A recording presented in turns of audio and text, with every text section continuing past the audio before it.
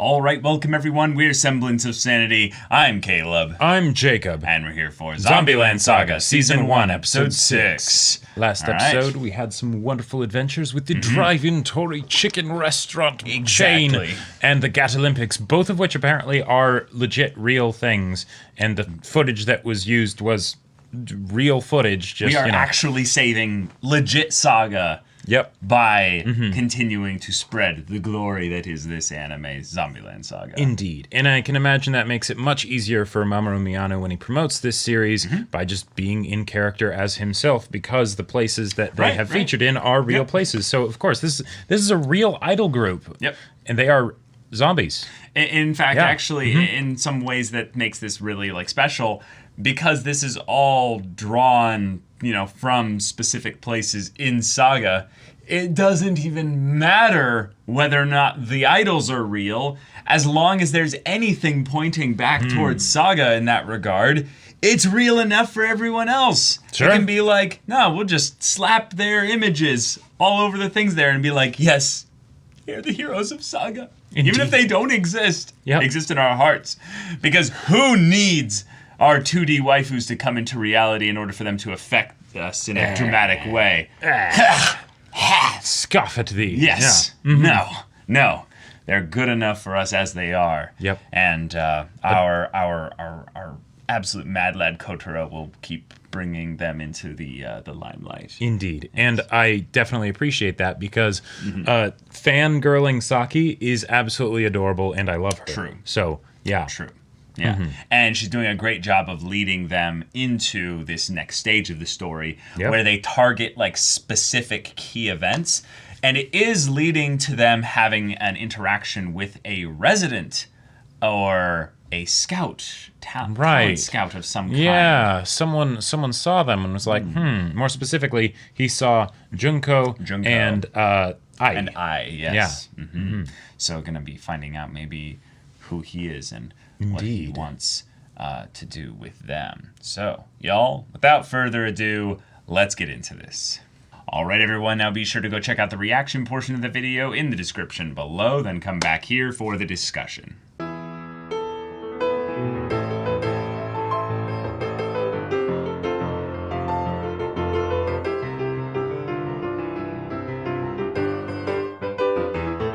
Wow. Right. Okay. This is a really good beginning episode for setting up an arc of the story. Yeah, sets up some good conflicts, and we've got some solid motivations and reasonings as far as why the conflicts are there with Junko and Ai. And this was something we definitely saw coming in some ways. Yep, it would have felt a little bit odd if there wasn't some kind of something extra that was injected into the story and the conflict as a result of the fact that they were idols and that they have their memories. Right. It's kind of a big deal, right? Kind of a big deal. Especially since they're going to be, being idols again, and they're with people that very much aren't idols, right? Like I mean, they are idols now, but, they don't have that past. Yeah. So, they both had very particular ways of, this is how it's done. Yep. So then there's conflict that comes up when it's wait, maybe we shouldn't be doing it like this. Right. And they each have different ideals and visions of what being an idol is like, and thus they need to find a way to fit their vision with the group's, or sacrifice a little bit of their vision for the sake of the group, because the group is what's important here. And Yugiri kind of exemplifies what kind of the ideal kind of mindset should be for this, in that she's so out of this whole time, with regards to everything. She doesn't know what a computer is. Yep. She's completely lost everything here. But she's like, no, I understand the nature of what makes a good performance, that the audience is enthralled and has an emotional response to it. That's she understands that. So she doesn't, get the music or any of that kind of stuff. But she's like, no, this is my home country. This is, I will do this with you because, damn it, I want to have a good performance as well. But she just takes it as it comes. And yet, because she's disconnected from that, it's easier. It's easier because she has to, right? There is nothing left for her to hold on to. Whereas in the case of Junko and Ai, Junko, they have a lot. Yeah. Because Junko, she's from not this time, but not quite so far that it's a completely different time, right? Exactly. So there can still be that part of her that's wanting to do things the way they were done back then. Right. But then it's like, oh, wait a minute, like not taking pictures with fans, for instance, and things like that. Well, yeah, it's a lot more casual and just a generally accepted thing now, probably, because people can take pictures a lot easier than it was back then. I can't even recall what the term was of the thing. What was it, a Polaroid? Polaroid's basically the equivalent of a glamour photo shoot, where I believe what this was that there would be basically a set with an audience. And it's just photos. Oh. But it'd be basically the equivalent of you get to see them making their poses and everything. Gotcha. On like a glorious carpet with like backlighting and everything. But I believe Junko was from the like 80s. The 80s? Yeah, so, she's from the 80s. So if anything, it's not so far away that the whole, computer, digital kind of... It's not completely unfamiliar, but it's a totally different landscape because it's two full generations, basically. Exactly, right? exactly. And so she was born, pre-Star Wars kind of life, thing there. Yeah. Where it's like, okay, yeah, the way that technology was moving was, it was starting to pick up into some really cool things. Still, that doesn't necessarily mean that the way things were distributed with regards to, a media... Social media didn't exist back then, Right, but even then also the TV was a very, recent thing as well. The tube, exactly. The tube, oh my God. God, I love the fact that there's these little shorthand things that she brings up that because I actually have some decent acquaintances with people that are in their 60s to 70s and stuff like that I'm like, oh yeah, I get all that shorthand. No problem and stuff. Oh boy! But oh my God, that was a good way to basically have this whole conflict boil over into a legitimate problem because it's compounded with the fact that they need to capitalize on the fact that they actually have a core audience of fans now, and even if it's small, they need to do something with that. Otherwise, those fans will be like, are you guys just going to be invisible and they'll not really do anything, big or something where we can actually, show up consistently? Right. It's not giving them the opportunity to become bigger fans, right? It's just sort of like, okay, they become kind of a fan and then it's okay, that was a thing that happened, whatever, right? Exactly. And in Ai and Junko's situations, they were both idols. And that's something that takes a lot of work, right? We're seeing this with the girls now, right? Right. So the fact that they were idols in their previous lives, that means that this was something that they cared very deeply about. Right. Even if they also understood the business side of things and whatnot. Life. It was their whole life. Yeah. And they did not skimp on this. They didn't get to the positions that they were in easily, right? It wasn't a casual thing. So it stands to reason that they would have some pretty strong opinions about how you go about doing that, right? Oh my God, And if Junko grew up and, wanted to become an idol because of the idols that she was seeing back then, those, were the idols where they didn't have interactions with fans. They were just, she wanted to become that image of the idol rather than like have the personal connections that maybe, they have to have in this situation because they're, more of a startup kind of setup. Right. It kind of reminds me of the earlier days of when Jacob and I were realizing that we were going to be doing YouTube, and we realized that there were people that are starting to become fans of us. And there was this moment of where we were like, oh shoot, we owe it to them to take this as seriously as possible.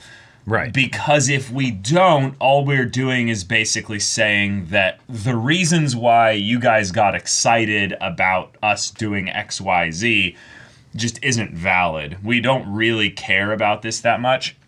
And there was totally this hobby energy that was there in the beginnings of YouTube in general. Yep. But it was a thing of where people were like, please give us opportunities to get to know you more, to interact with you more, to be bigger fans via doing like a Discord or having, or more social media interactions. Yeah, stuff like that. Yeah. Yeah, and I remember the first time when we went to a convention together. And people legitimately came up to us and were like, we're big fans. Can I, hang out with you for a little bit? Can we, take a photo real quick? Can we, interact and stuff? And it was this real moment of where I was like, oh shoot, I'd never had that conversation with myself of what that would mean or feel like or anything like that. And I was excited. I remember when this was happening, you and I were just like, oh, it was super exciting. Whoa, okay, all right, sure. But then there's also this thing of like this sense of like, oh, I also kind of feel responsible to then make sure that I, do right by these people that that are basically, thinking so highly of me, right?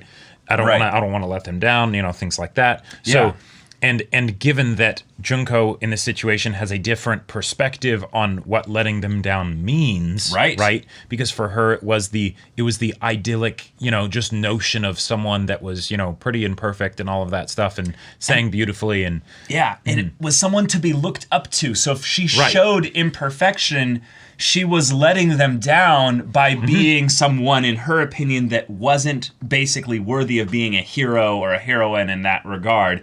So, like, this is something that's rather, I would say, a complex of a topic to bring up because I have multiple interactions with people that are heroes of mine that I, in some ways, wouldn't have had if not for the channel in some ways, because there would have been maybe a little bit of that, oh, you're just a fan kind of thing, and there would have been like the kind of the fan response given. Gotcha. So like one time I went to Rooster Teeth and I had a thing that I got to basically spend a little bit of time just going around the place and taking a look at stuff. And it was really sweet.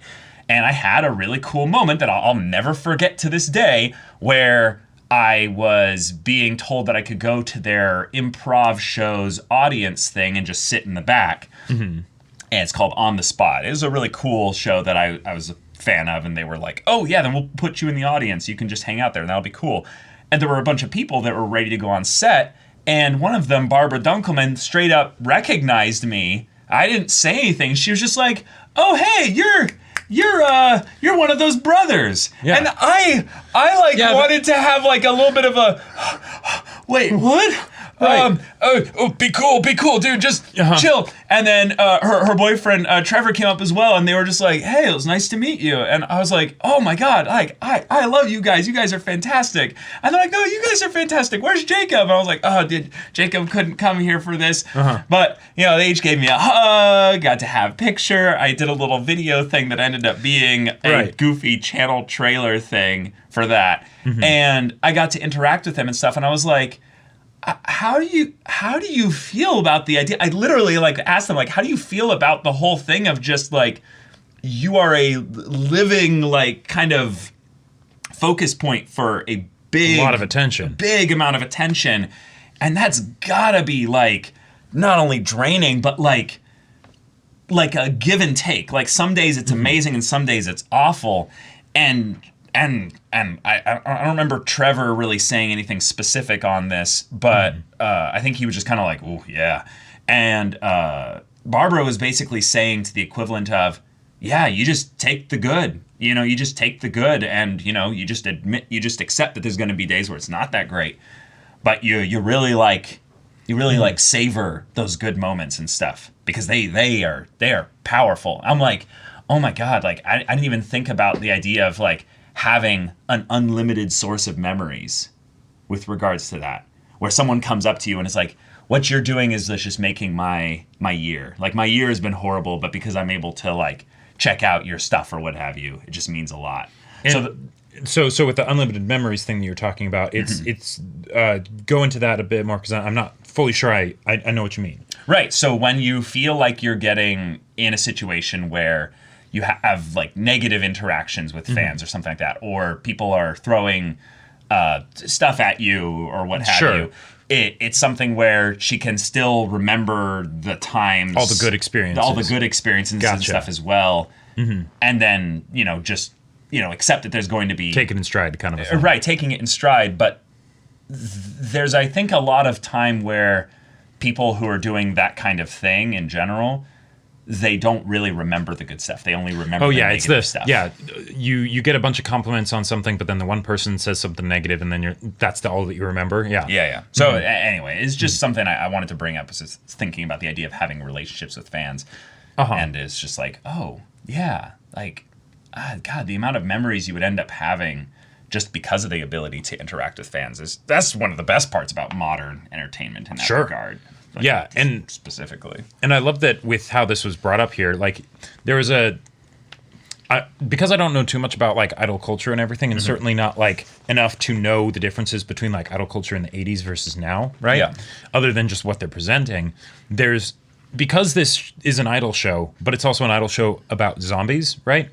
There's things where I wonder how much of it is how they're just having the show go in sort of a straightforward manner versus commentary on idols in general, right? Right. The whole thing of idols have a short shelf life, so we can overwork you as much as we want because you're zombies, that kind of thing, right? So in this situation, with the interactions with the fans, I always thought that it was more of that, same. You don't have much interaction with fans at all. You got to, keep that sort of perfect image up. Right. And I'm not sure if that's just something where that's what it is when you get big enough that you don't have time to do those sorts of things versus like when you're starting out, that's just sort of what you have to do. And that feels more like the idol group scenario where they're so big that, it's basically all they can do to even have a curated, safe fan interaction kind of thing. Sure. And and that's probably where a lot of these sort of like the character that kind of ends up developing sort of that shtick that they do to sort of stand out. If you're in a group of, I don't know, 20 or so people or however big these things get. Yeah, I think on average though it's less than 10. Oh, okay. Yeah. Gotcha. Yeah. Just in general, from what I've seen, I think there's also some serious social science that goes into like the psychology of what is the perfect number in a group so that you can actually like avoid cloning too much, where have everyone be distinct, but at the same time have memorable and have lots of them so that way it's not just depending on everyone liking the one personality or something. Right. And then also having them still carry the same overall marketable message of what their group represents so that right. And you don't have conflict within the group. Exactly, because that can really, tear something apart like this. And I love that the people that didn't have experience being idols, right? They didn't have experience with this kind of thing, even though there was there was Lily who did have experience being in the public eye at the very least. Yes. With that whole thing of how do we interact with fans, right? And in the case of like Saki, for instance, she's like, I didn't exactly have fans when I was, alive. Like, this is all new to me. So a bunch of them are just sort of having fun with it, right? Rolling with it, right? Yeah. And, whereas the people with experience in this kind of, business, they're like, well, you can't just do this casually. Right. Like there's other reasons and stuff behind the decisions that can be made and all of that. So, they get into it and conflict comes, from it. But hey, that's ways that they can grow and come closer together because then they can resolve those differences. They can get them out in the open because a lot of it I feel like was sort of going underneath the surface until now, Yeah. But God, the fact that they're now having to also deal with the way that they died, and then we get to see the legendary event that was my God, how freaking I went out like a rock star. That is so freaking badass.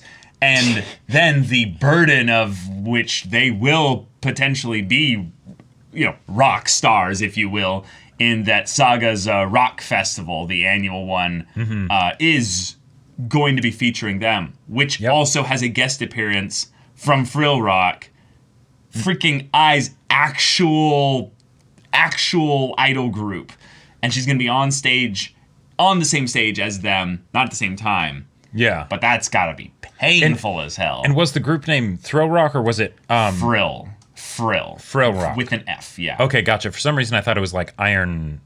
Oh, Iron Frill. That's Frill. what it was. Iron Frill. Thank you. Yeah, I did get the name mixed Iron up Frill. with that's the festival. What it was. Yeah, the festival name. But that's going to be happening. That's a big deal, because then she could always get struck by lightning again. Like I am, because the shot of her getting struck by lightning and not falling or anything, still pointing towards the sky and everything, that is awesome. Like if I had to choose a way to go out, yes, I would want to be struck by lightning on a stage full of with tens of thousands of people watching while I strike a dramatic pose and never fall. Yeah, that would be that'd be pretty so cool. That would be really cool. It's practically a Kamina pose. Oh yeah, straight up, right? But so now I want there to be a thing where there's a thunderstorm or something like that. Ai's getting scared. Saki gives her a pep talk or something like that. Yeah. She goes out, they do their show, it's great. And then the lightning strikes during their show, not actually striking any of them, but just like in the background while she like recreates the pose or something like that. And a beautiful set of shots from someone taking pictures or what have you leads to an epic bit in the Saga newspaper or something. And like if that. it is, because this is one of the things I'm curious about. Mm-hmm. What happens when they get recognized? Because some of them were famous, right? Mm-hmm. And theoretically, the whole zombie thing, if they just don't look similar, Yeah.